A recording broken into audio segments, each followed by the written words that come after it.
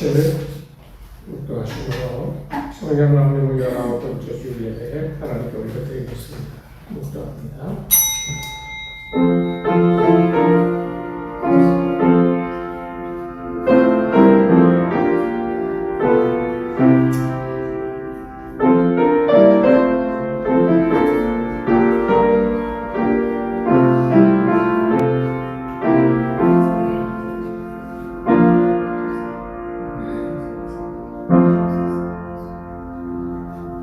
너희 모든 나라들아 여호와를 찬양하며 너희 모든 백성들아 그를 찬송할지어다.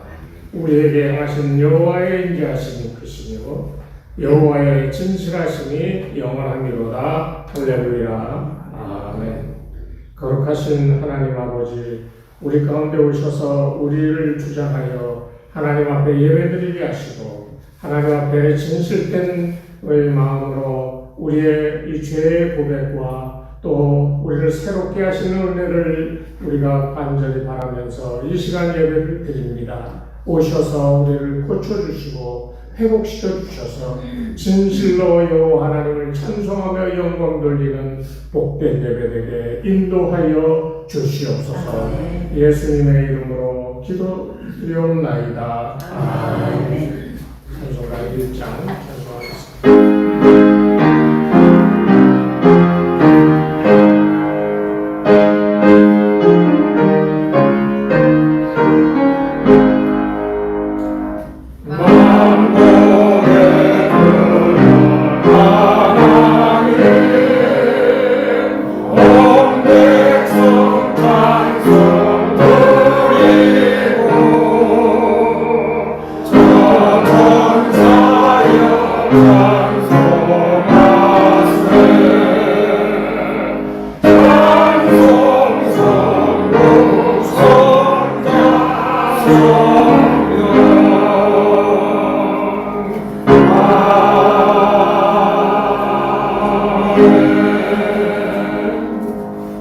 교독문 43번 시편 99편 말씀 함께 교독하겠습니다.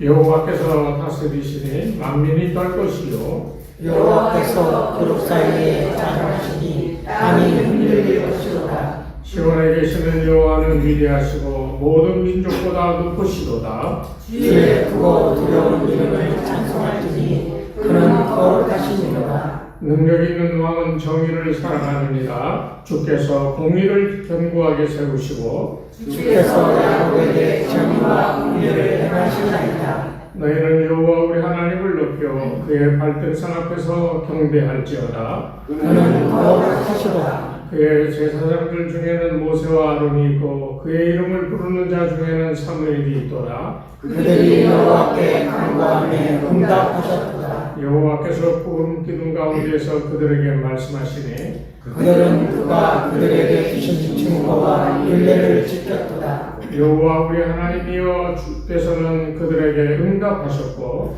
그들의 행한 대로 갚기는 하셨으나 그들을 용서하신 하나님이시니라. 너희는 여호와 우리 하나님을 높이고 그 성산에서 예배할지어다. 여호와 우리 하나님은 거룩하시니라. 아멘. 지난 주간의 삶을 돌아보며 우리의 허물과 죄를 깊게 고백하겠습니다.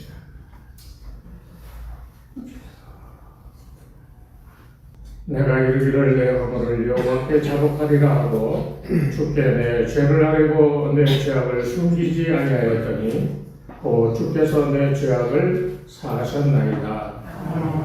허물의 사함을 받고 자신의 죄가 가려진 자는 복이 있도다. 신앙 고백하겠습니다. 나는 전능하신 아버지 하나님 천지의 창조주를 믿습니다.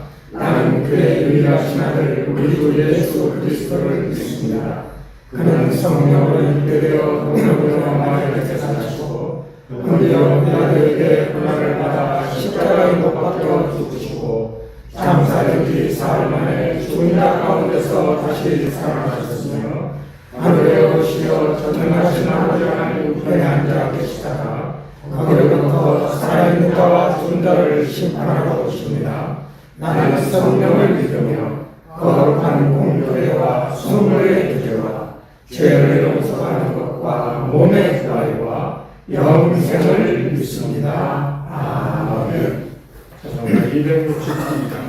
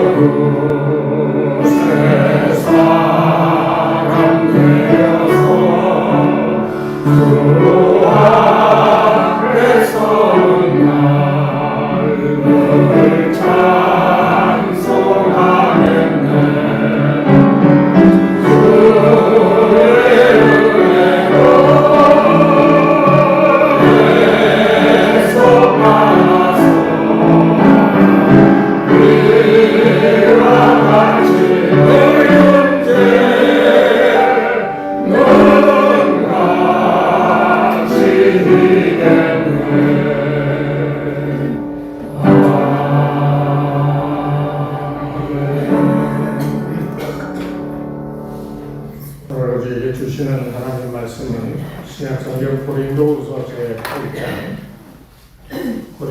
제8장 1절부터 9절까지의 말씀입니다. 한 목소리로 함께 봉독하겠습니다. 형제들아, 하나님께서 마게도냐 교회들에게 주신 은혜를 우리가 너희에게 알리노니 대량의 많은 시간 가운데서 그들의 넘치는 기쁨과 극심한 가난이 그들의 풍성한 연보를 넘쳐도록 하였느니라. 내가 증언하니 그들이 힘대로 하였느니라. 힘에 지나도록 자원하여 이 은혜와 성도성 믿는 일에 전쟁하게 대하여 우리에게 간절히 구하니 우리가 바라던 것뿐 아니라 그들이 먼저 자신을 주께 드리고 또 하나님의 뜻을 따라 우리에게 주었도다. 그러므로 우리가 기도를 통하여 그가 이미 너희 가운데서 시작하였은즉 이 은혜를 그대로 성취하게 하였으나 오직 너희는 믿음과 말과 지식과 모든 간절함과 우리를 사랑하는 이 모든 일에 풍성한 것 같이 이 은혜에도 풍성하게 할지니라. 내가 명령으로 하는 말이 아니요 오직 다른 이들의 간절함을 가지고 너희의 사랑의 진실함을 증명하고자 하노라.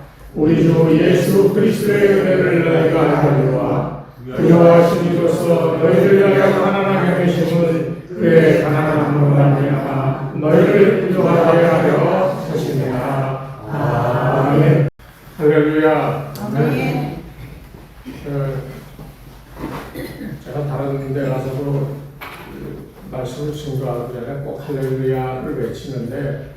할렐루야 뜻이 다 아시죠? 네. 미국 교회 같은 경우는 흑인들 교회 가보면 예배 시간 되기 전부터 막 혼자 기도하고 막 그러다가 사회자가 나와서 목사님이 프레이즈 돌로 그럼 처음부터 두 손 들고 그냥 이래요. 그러면 찬송을 이제 시작을 하면 막 열정적으로 찬송을 불러요. 왜? 여호와를 찬양해야 되니까. 그러니까 할렐루야라고 하는 말이 오늘 우리에게 예배에 임하는 우리의 마음을 가장 정확하게 표현하는 단어라고 얘기할 수 있는 거예요. 그러니까 여러분이 어떤 마음으로 예배를 참석했는지 그것을 돌아볼 수 있는 그 한마디가 할렐루야라고 하는 말에 대한 화답입니다. 그냥 습관적으로 나와 앉아있거나 예배를 드리면서도 그냥 몸이 힘들고 또 세상의 일이 복잡해 마음속이 온전하지 못하고 하나님께 집중하지 못하는 그런 가운데 드리는 예배가 과연 하나님께 영광이 되겠느냐는 거예요.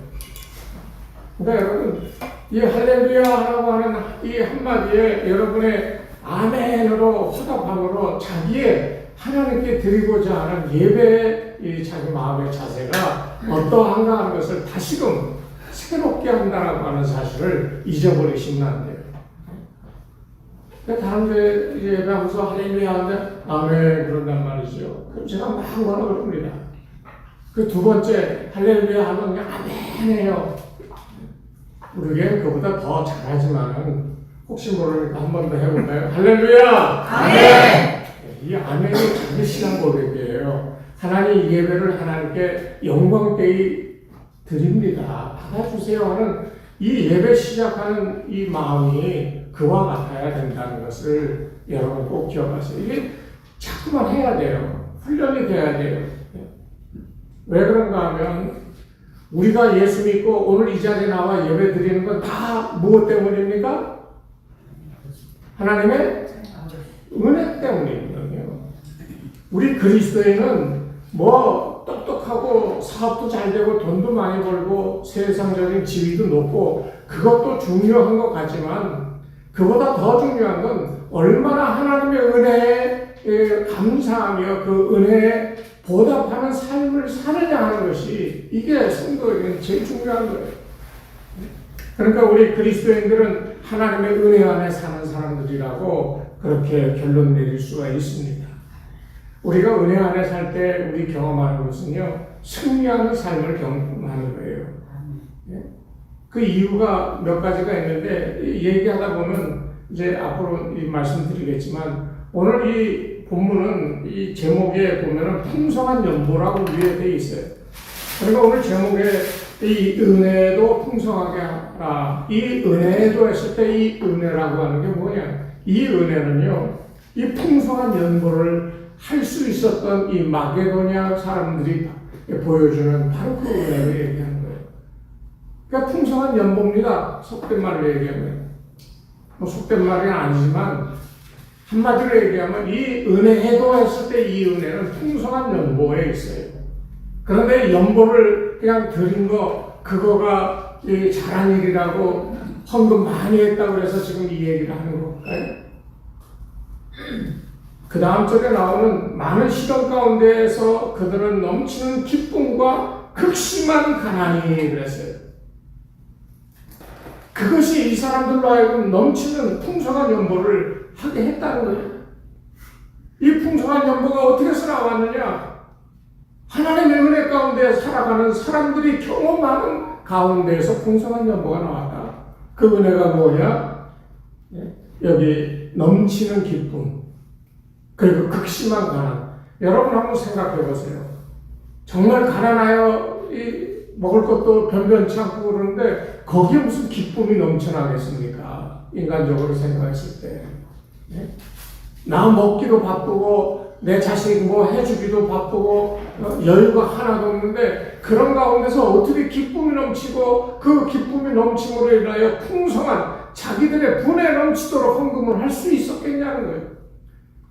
오늘 우리가 이 말씀을 잘못 해석하면 풍성한 연보를 드렸다 이것을 강조하고 성도들에게 그것을 이제 얘기할지도 모르지만은, 그러나 오늘 이 본문의 핵심은 풍성한 연보를 드릴 수 있었던 하나님의 은혜가 뭔가 하는 것을 깨닫는 데 있는 거예요. 그렇게 가난하고 그렇게 어려운데 어떻게 그 넘쳐나는 기쁨이 그들 가운데 생겨날 수 있었는가? 그 원인은 오로지 하나님이 주시는 은혜에 기인한 거다. 그렇게 얘기할 수밖에 없는 거예요. 이 본문의 배경은 그런 겁니다.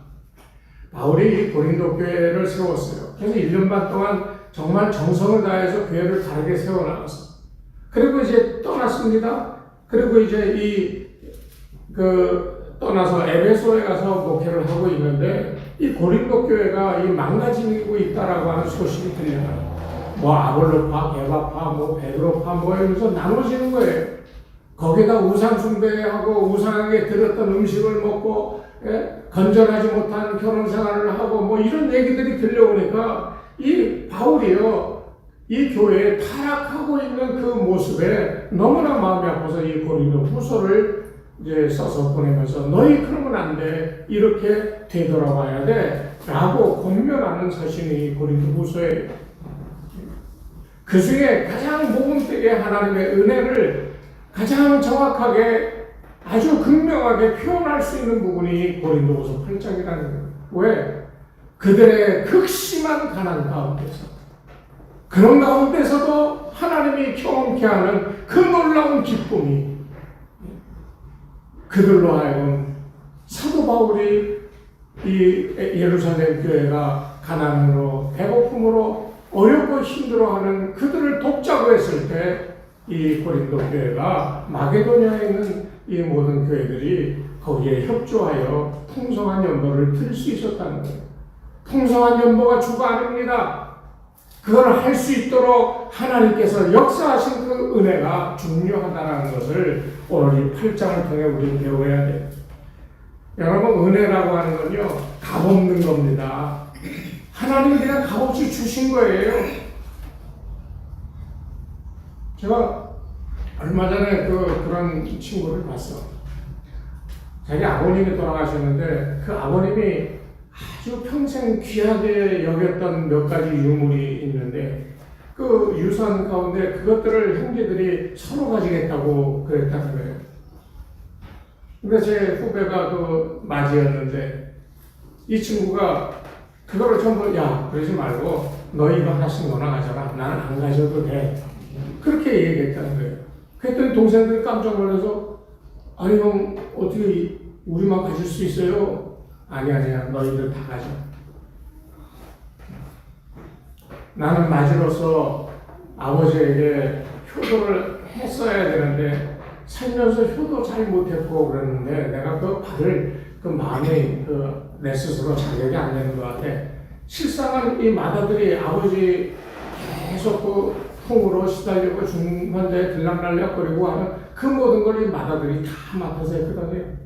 그런데도 아버지에게 충분히 효도하지 못한 것 같아서 자기는 이것을 받을 자격이 없다. 그러니 너희들 이거 가지고 아버지가 평생 너희를 위해, 우리를 위해 베풀었던 사랑을 이거 볼 때마다 기억하면서 감사한 마음을 가져라. 이거 얼마나 이게 귀중한 말입니까?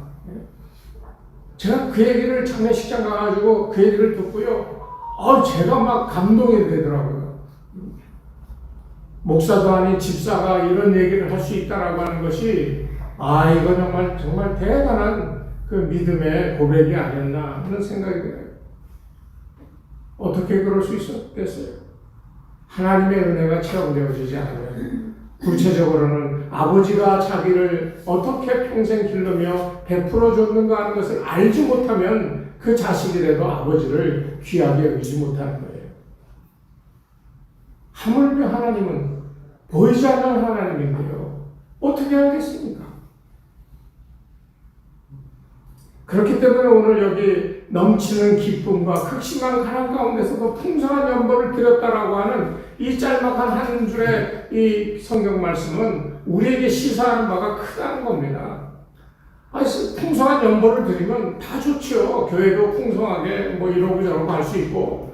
그런데 그렇게 풍성한 연보가 그거보다 더 중요한 것은 그 마음에 하나님이 내 삶의 상황이나 이 환경이 어떠하든지 간에 정말 하나님이 넘쳐나게 쏟아부으시는 그 은혜가 임할 때 그 은혜로 인하여 감사와 감격으로 기뻐할 수 있게 되어지는 이 부분이 오늘 우리가 배워야 될 가장 중요한 이 부분이라고 얘기할 수 있어요. 그렇기 때문에 이 고린도후서의 핵심이라고 하면 뭐 다른 거 아닙니다.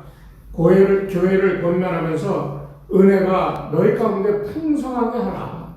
하나님의 은혜가 풍성하게 되어지길 바란다. 이거거든요. 이 은혜, 아까도 얘기했습니다만 하나님이 값없이 주는 거예요. 아까 후배 얘기를 했지만은 그 동생들은 귀한 거를 받아가지고 좋다고 그랬는데 그냥 귀한 거니까 좋은 거야. 그런데 그 가치가 얼마나 큰가 하는 것을 생각하지 못해요.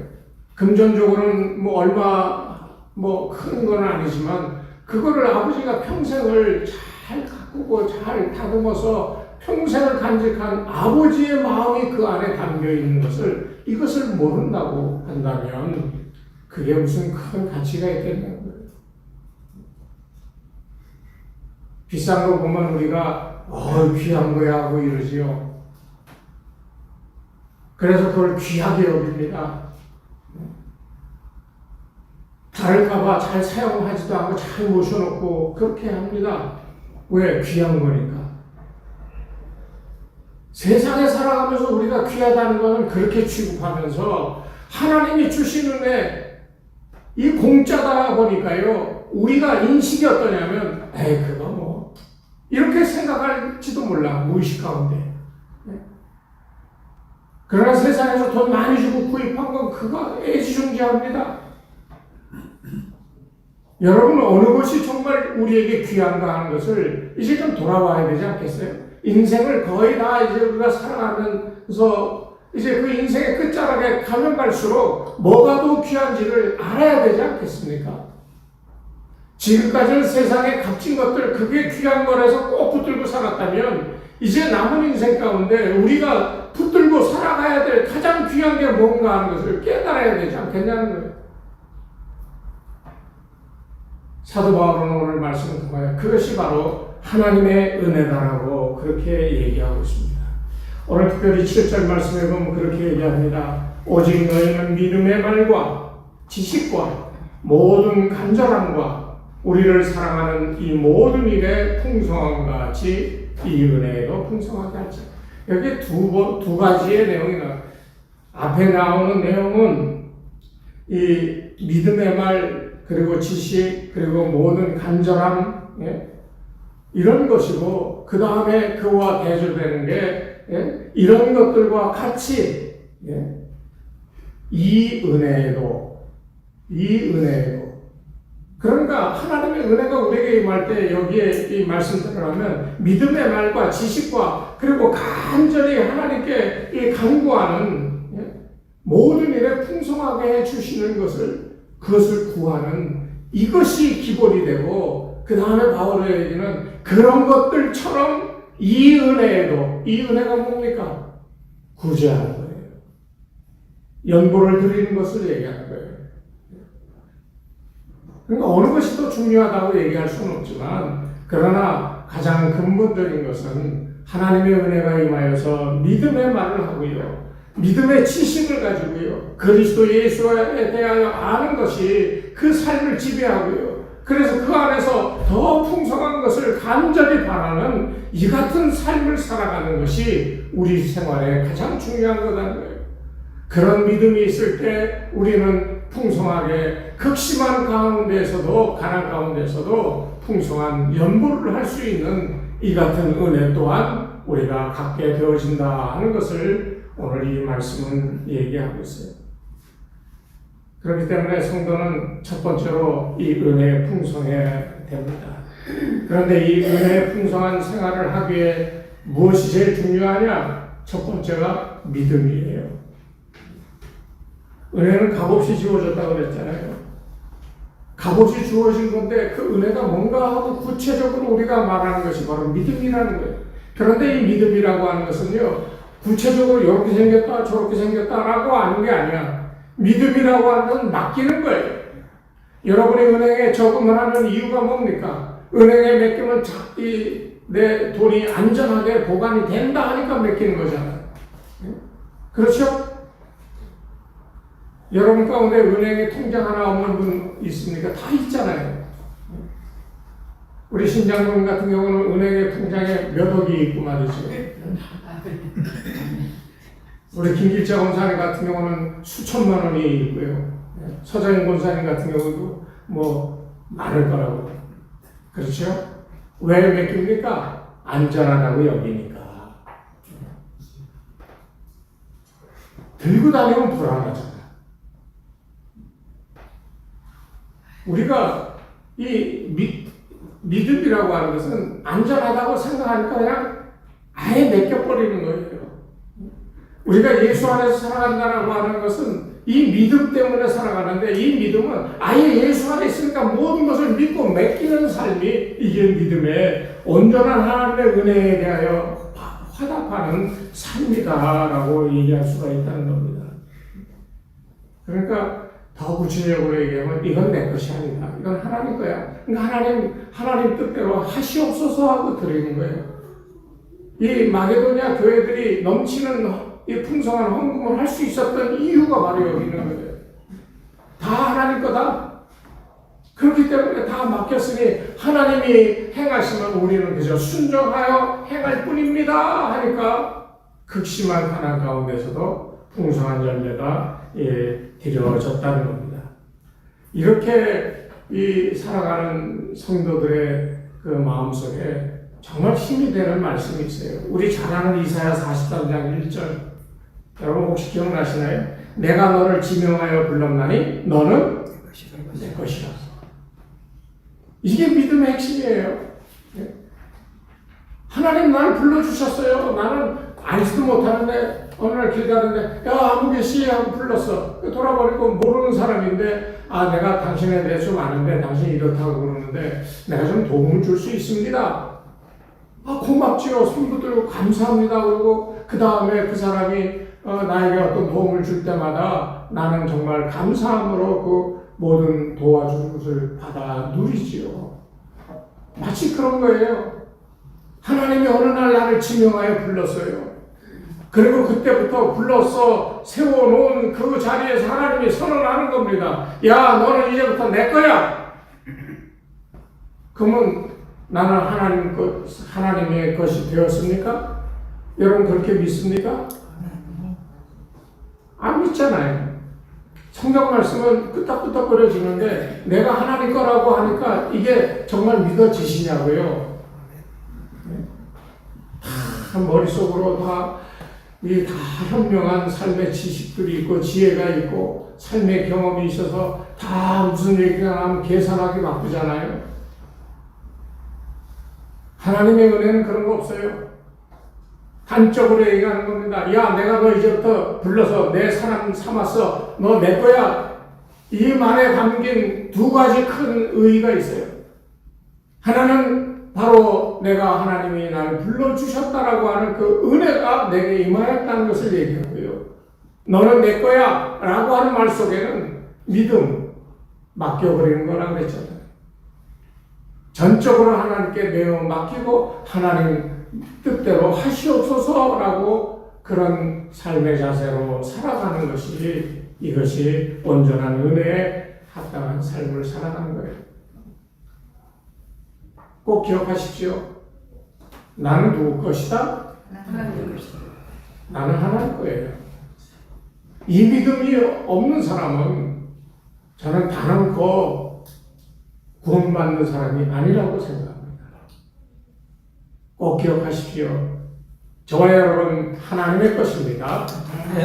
두 번째 생각할 것은 여기 말에 여기 7절에 보면 믿음과 말과 지식과 그랬는데 이 말에 은혜가 있어야 돼요. 말을 하는데요.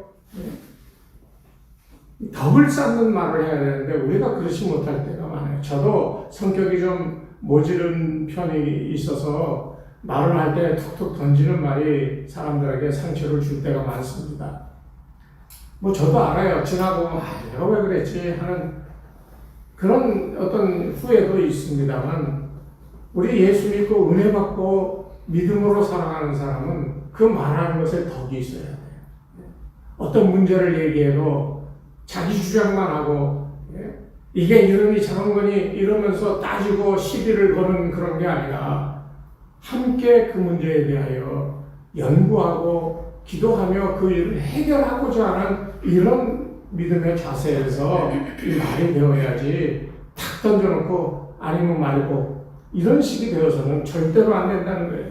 야고보서 3장 2절에 그랬어요. 우리는 다 실수가 많으니 만일 말에 실수가 없는 사람이라면 곧 그 사람은 어떤 사람이다? 온전한 사람이었어요. 그러니까 여러분 말에 순전함이 있어야 됩니다. 그 사람이 말하는 거 그걸 들어보면은 이 사람이 정말 성공적인 자기 인생에 참으로 복된 삶을 사는 사람인지 아닌지를 알 수가 있어요. 왜? 자기 속에 있는 것대로 나오게 돼 있거든요. 자기 아는 만큼 얘기하는 거거든요. 자기 감정대로 얘기하게 돼 있어요. 그거를 얼마나 절제하고 그것을 얼마나 버리려고 자기 속에 있는 자기 감정이나 욕망이나 이런 말이 아니라 정말 덕이 되는 말을 하고자 애쓰고 살아가느냐에 따라 그 사람의 가치가 인격이 달라 보여진다는 겁니다. 전도서 10장 12절에 그랬어요. 지혜자의 입의 말은 은혜로우나 우매자의 말은 자기를 삼키느니라. 앞으로 우리 주은혜 교회 성도님들은 덕 있는 말을 하시기 바랍니다. 자기 하고 싶은 말 막 쏟아내지 말고요. 믿음으로 하나님의 은혜가 체험되어지고 내가 하나님의 것이니 내 마음대로가 아니라 하나님의 마음대로 살아가야 될 그런 순종하는 존재임을 꼭 기억하셔서 하나님이라면 이럴 때 어떻게 말씀하실까?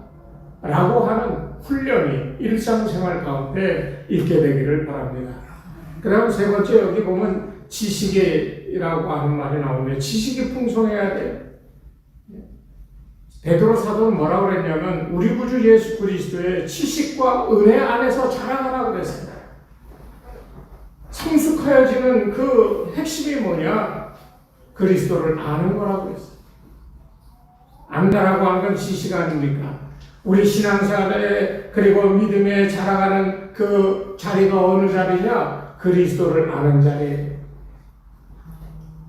그리스도를 어떻게 합니까? 빌립보 3장 2절에 그랬어요. 모든 것을 해로 여김은 내 주 예수 그리스도를 아는 지식이 가장 고상함을 인함이라고 그랬습니다. 어떻게 예수를 알아요? 성경은 우리에게 그것을 가르칩니다. 성경을 읽고 배우고 마음에 묵상할 때 그리스도를 아는 지식이 커져가는 거예요. 그런 수고와 노력도 안 하고 어느 날 갑자기 번쩍하기를 원한다면 그것은 잘못된 믿음이에요. 그러니까 여러분 꼭 기억하십시오. 지식과 그리스도를 아는 이런 삶이 우리에게 더 많은 풍성한 은혜가 무엇인지를 경험케 한다는 사실을 꼭 기억하시기 바랍니다. 이 다윗이요 시편 119편에 보면 그렇게 얘기합니다.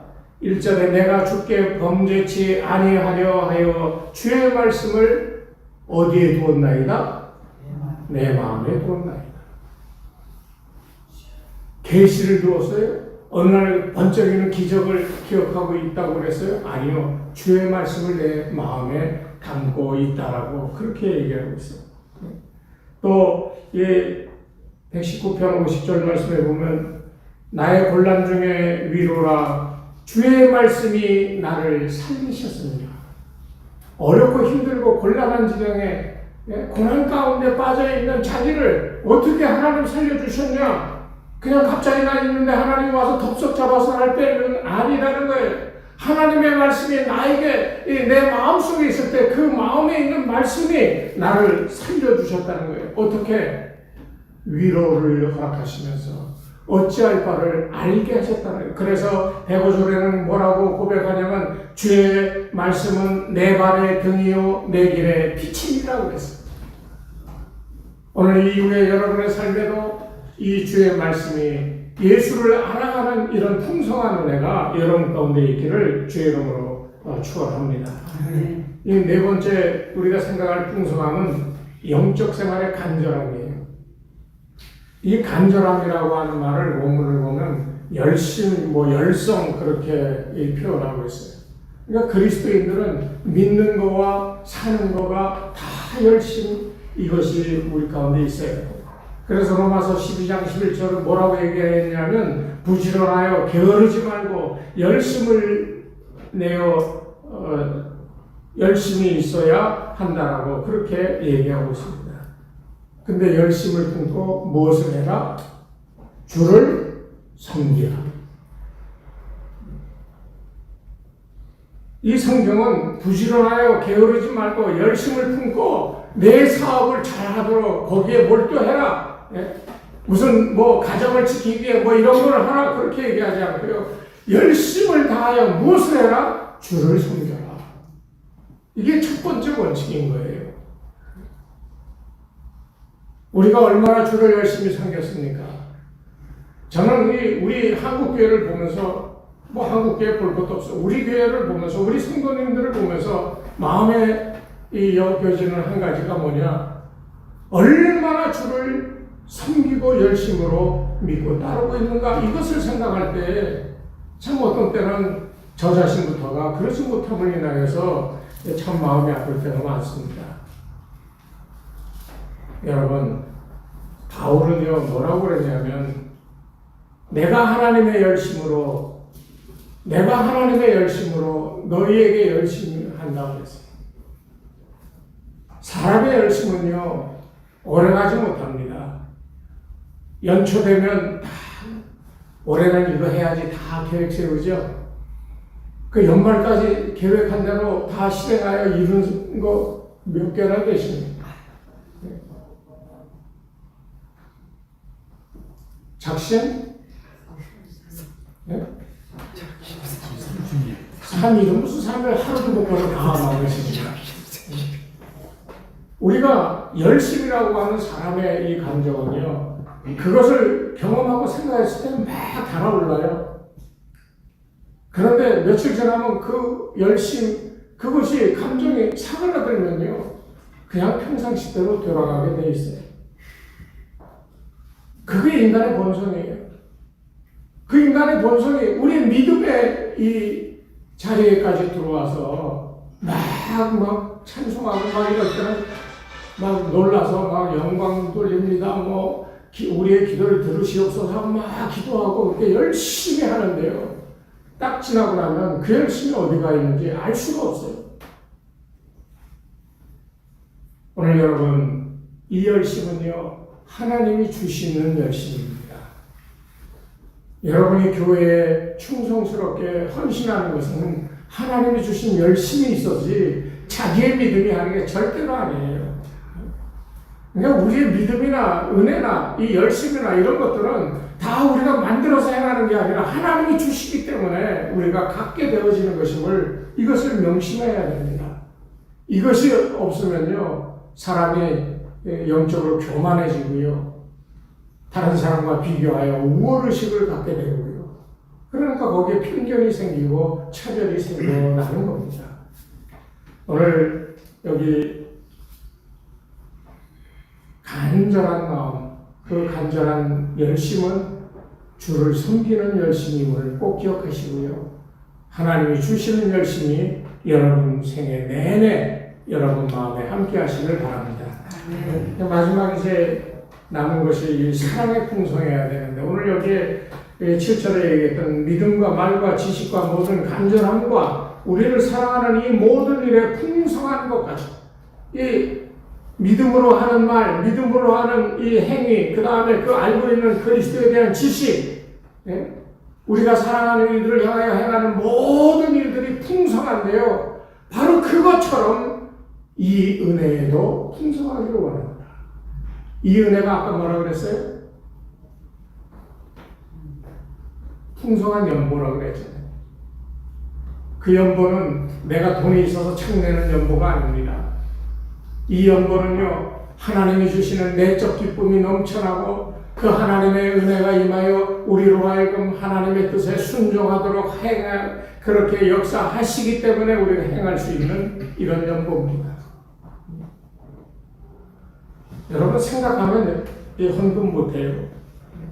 예루살렘에 기근이 생겨서 굶주리고 있다는 얘기를 들었고요. 이 소아시아 그리고 유럽에 있는 교회에 편지를 한 거예요. 예루살렘에 있는 우리 성도들 형제들 저들을 구제하자. 그래서 디도를 고린도 교회에 파송했어요. 6절에 그랬거든요. 우리가 디도를 원하여 그가 이미 너희 가운데서 시작하였은즉 이 은혜를 그대로 성취하게 하라 하였노라. 이건 명령이 아니에요. 이거는 하나님의 이 은혜 주심에 대한 응답을 이 고린도 교인들에게 지금 요구하고 있는 거예요. 너희 하나님의 은혜를 받았으면 그 은혜에 풍성하게 주신 그 놀라운 일에 대하여 너희 감사를 표현하라. 그것을 형제를 사랑하여 돕는 일에 이제 쓰라고 그렇게 얘기하는 겁니다. 사랑을 이루는 것 여기에 풍성해야 됩니다. 그러기 위해서는요, 먼저 주는 것이 은혜를 풍성케 하는 길임을 꼭 기억하셔야 돼요. 먼저 줘야 돼요. 그게 돈이든 사랑이든 애정이든 관심이든 먼저 줘야 된다는 것이 중요한 겁니다.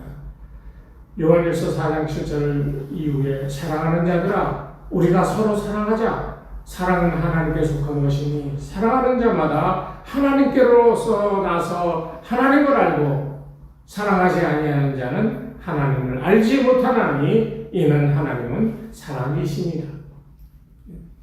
하나님의 사랑을 알고 나면요, 이것을 표현할 줄 알게 되어집니다. 그리고 그 마음을 품고 있을 때 하나님이 역사하시는 거예요. 기적은 그렇게 일어나는 거예요. 맨날 또 기도하면서 이거 해주십시오, 이걸 꼭 해야 됩니다 하고 엎드려 기도하는 것도 중요합니다만 이 사랑의 마음, 하나님의 사랑을 품고 그 사랑이 나에게 명하는 대로 행할 때 그때 하나님의 기적 같은 일이 역사가 일어난다는 사실을 여러분 남은 생애 가운데 체험하시길 바랍니다. 그게 있어야 봉사도 잘하는 거예요. 오늘 이 시간 이후 사랑하는 여러분 삶 속에 하나님의 은혜가 거저주시는 이 은혜가 날마다 체험되어 지시기를 바랍니다. 그게 믿음이라고 하는 것으로 내 마음속에 남아 그 믿음이 온전히 하나님께 내어 맡기는 것임을 기억하셔서 무슨 일을 만나든지 다 주님께 내어 맡기십시오. 제가 빚이 있어요. 근데 그 빚을 신장로님이 목사님 제가 그 빚을 다 해결하겠습니다. 그날 신장로님이 다 떠넘겼어. 그럼 나는 마음이 편하죠. 신장로님 그렇게 해주신다는 게 얼마나 감사해요. 내게 문제가 있는데 그것을 넘겼어. 그분이 그걸 해결해 줬어. 그럼 나는 얼마나 감사하고 기쁩니까? 하나님께 내어 맡긴다라고 하는 믿음의 자세가 바로 그런 거예요. 내어 맡길 줄 아는 삶을 사시고 내어 맡길 때마다 하나님께서 책임져 주시는 이런 놀라운 은혜가 여러분 남은 생애 가운데 계속되어지기를 주의 이름으로 축원합니다. 네. 하나님 아버지 감사합니다. 부족합니다. 연약합니다. 무엇을 해도 만족할 수가 없는 우리의 삶 속에 주님 모셔서 우리로 하여금 주께 모든 것을 내어 맡기고 세상의 어려움 가운데 우리가 흔들릴지라도 주께 내어 맡길 때 주께서 역사하여 우리를 평안하게 안전하게 온전하게 굳건하게 세워주심을 체험케 하여 주시옵소서. 이제는 우리 주 예수 그리스도의 은혜와 하나님 아버지의 무한하신 사랑하심과 성령님의 감화감동 인도하심이 이 시간 머리 숙인 주의 백성들 위해 저들의 가정과 자녀들과 사업과 일터 위에 그리고 이 교회 위에 이제로부터 영원토록 함께 하옵시기를 간절히 축원하옵나이다. 아멘.